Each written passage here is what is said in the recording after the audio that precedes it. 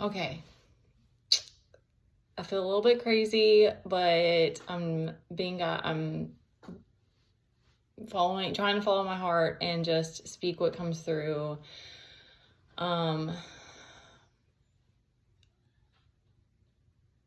We can't save everybody. And there's different things that come to me, and like one of them is the story of Jesus, and it depends what story that you follow or if you even believe in that. But what came to me is that the story I follow, or that's essentially come to me, is that he was a man that healed. I'm going to try to get through this with him. I don't know the origins of why he came, or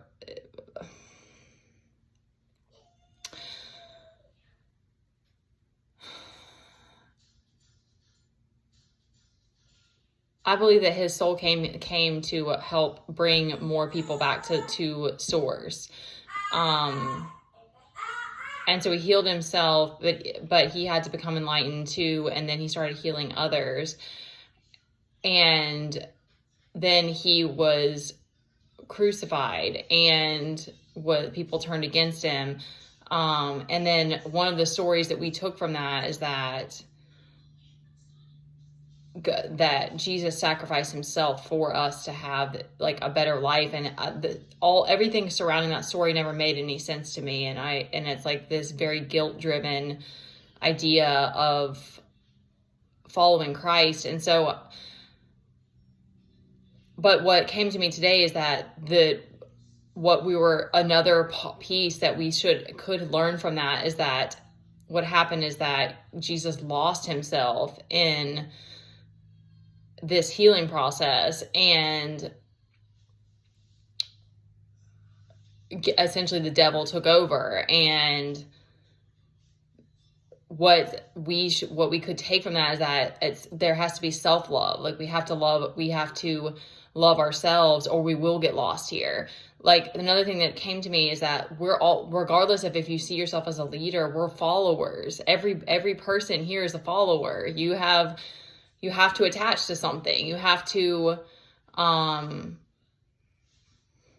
that idea from someone else, but like there has to be something guiding you. And so it's like, it's a choice of like what you want to follow. Do you want to follow your inner guidance? Do you want to follow your own intuition, your own inner voice? Or are we going to follow everyone around us? Are you going to attach to everything around us? And it's this constant, like having to not do that, because it's hard. And it's like, we are built to connect and be social creatures and all this. So it's like, it's natural. It's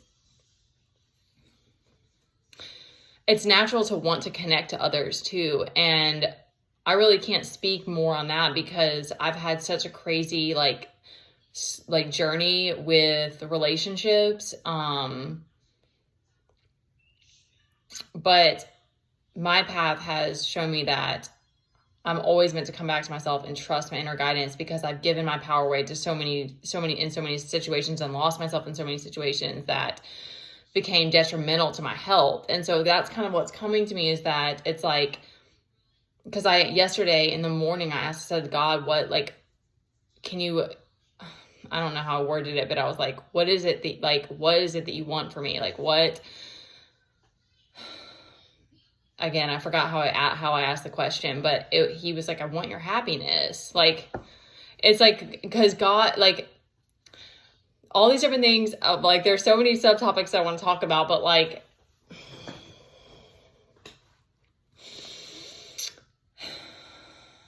some people believe in like reptilians, and like that there are NPCs here, and that like some people are vacant souls. And I'm still collecting my own like concept of that, and what rings true for me. But regardless, like, most of the people that come to our life are like lessons. Like, we're here to learn. It's a school, it's a training ground, it's I don't like labeling things, because it's like, I think that everybody needs to go, and I do believe in following your inner guidance, because I know from so many times of being led astray by the outside world. And,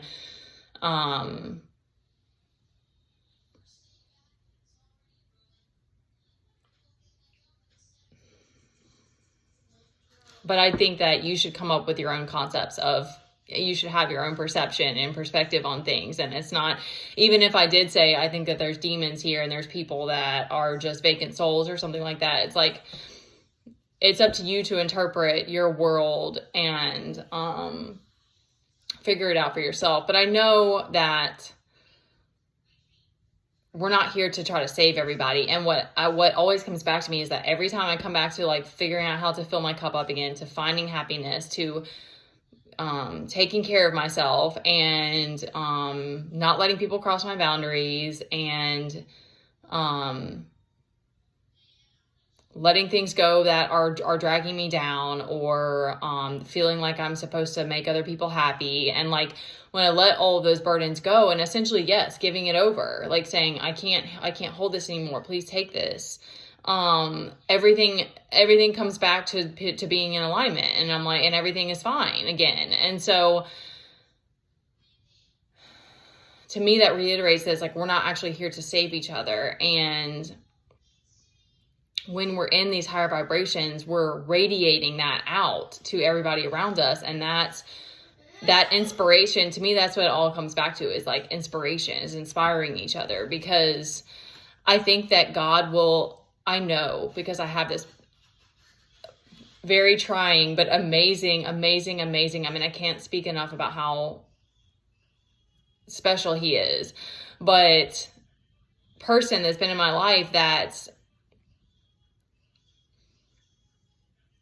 I don't know how do I describe this? It's just like, there's only one.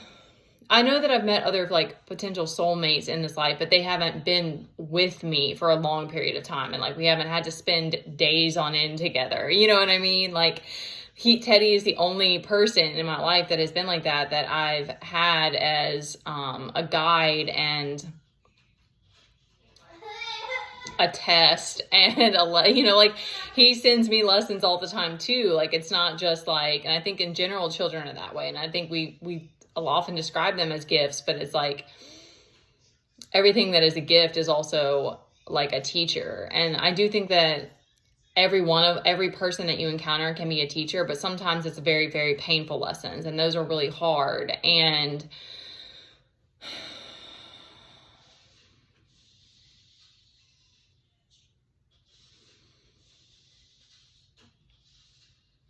I think that we come here with different missions, but I think that ultimately it comes down to your energy and what you bring to the table, to the people around you. And it's been a thus far lifelong lesson for me to learn that, because I have been taken advantage of. I have been overlooked. And I'm not saying that I've not been selfish at times too, but I have always I've wanted to run many times from situations, but I've always appreciated people as souls for who they are, like for being here and like being around me. And I'm not saying again that I haven't projected or been aggressive or like had those moments too. That's something that I've had to learn the hard way, is that knowing when to say when, knowing when to walk away, knowing when to put yourself first, like those are huge lessons to have to learn in this life. Because is the moment that we give our power away, or the moment that we let people cross our boundaries or have too much control over us or take advantage of us, we set ourselves up for failure. And I don't know why that story of Jesus is just coming to me, because it's like, I've been in that place and I keep hitting that place of just exhaustion. And then, God just reiterated to me that it's like, okay, but you've been joyful too. And, I can't make you do the things you have to do to have this better life. Like that's to me why it's like we're meant to inspire and empower each other at the end of the day. It's like,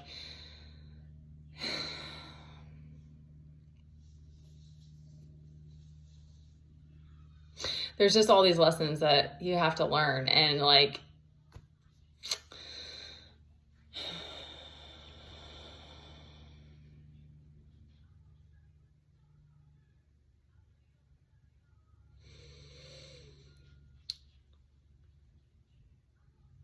I think self-love is like it's the hardest lesson. It's the hardest lesson to like have to face all of your shadow aspects and then realize that you actually have to embrace it and love all of those parts of you, to integrate them and to have a better reality. Like I've known for a long time that like I'm getting back what I am, and what I put out I get back. Like I understand these concepts, but actually like pulling yourself out of those places and fully like being like, okay, I want a better life.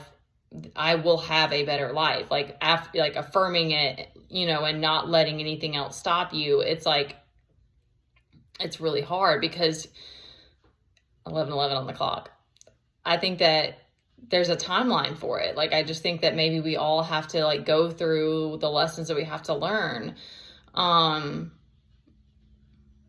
But I will just say that because it came to me is that is what God wants. It's like, he accepts the devil. Like, it's here, and he embraces all of it as we are his children. So it's ultimately our job to also embrace those parts of us in order to have a better life and to attract the people that we want to have. And it becomes once you pour into yourself, it becomes this energetic journey where it's like my energy is the gift. My being around people is the gift. And I don't mean that, and not in any way at all do I mean that like it's some sort of superiority or anything like that. But